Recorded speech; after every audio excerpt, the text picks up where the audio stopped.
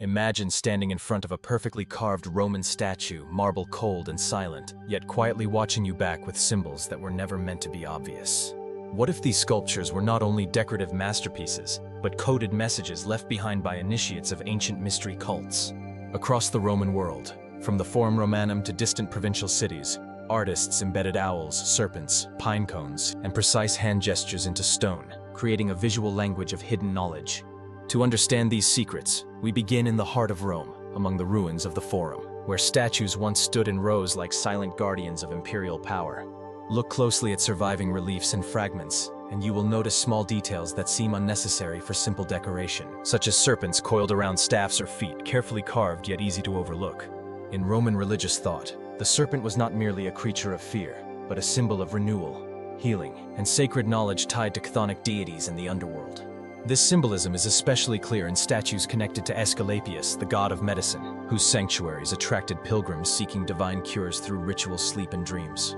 At the sanctuary of Aesculapius on the Tiber Island in Rome, serpents were sacred animals, and their imagery appears repeatedly in sculpture, reliefs, and votive offerings. These serpents were believed to move between worlds, carrying wisdom from the divine realm into human experience. Another recurring symbol is the owl, famously associated with Athena in Greek tradition, but quietly absorbed into Roman visual culture as well. In Rome, the owl often appears in funerary sculpture, particularly on sarcophagi and grave monuments along the ancient roads leading out of the city, such as the Via Appia. Here, the owl symbolized not only wisdom, but also nocturnal sight, the ability to see truths hidden in darkness, a theme central to mystery religions. Standing along the Via Appia today, surrounded by towering tombs, it becomes clear that these monuments were designed to communicate far more than status or wealth.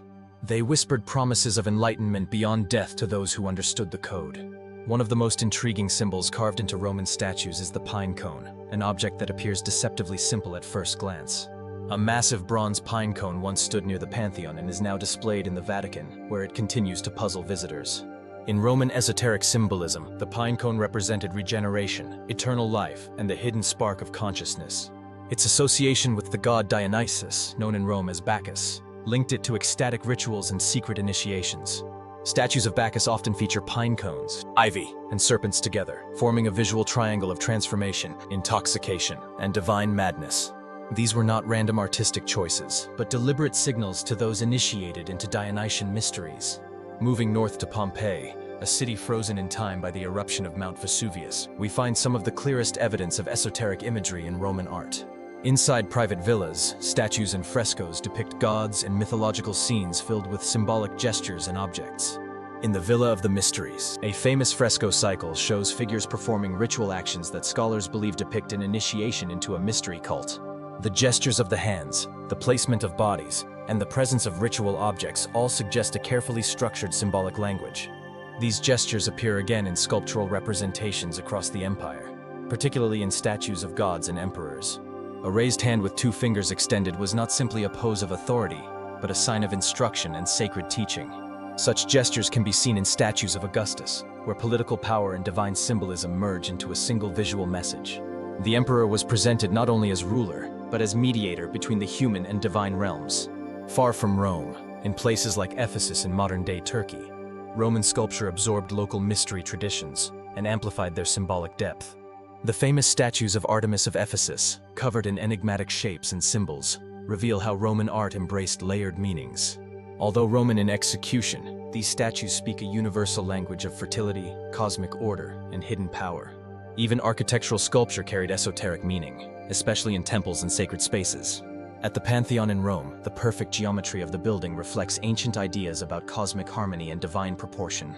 Statues placed within such spaces were part of a larger symbolic system designed to align human perception with the structure of the universe.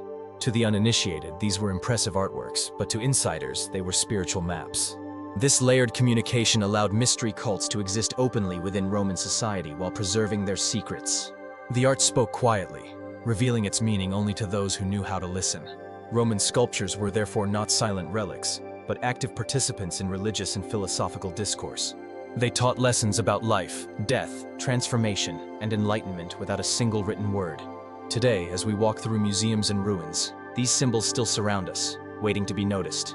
The owls, serpents, pine cones, and gestures remain exactly where they were placed nearly 2,000 years ago. Perhaps the greatest secret of Roman sculpture is not what it hides, but the invitation it extends. An invitation to slow down, observe closely, and question what ancient artists truly wanted us to see. Once you begin to recognize the code, Roman art will never look the same again. The stone may be silent, but the message endures for those willing to decode it. If you enjoyed this video, don't forget to hit that like button. It really helps the channel grow. Share this video with a friend who loves a good mystery. And if you haven't already, make sure to subscribe so you won't miss the next story. There's a lot more to uncover, and I'd love to have you along for the journey.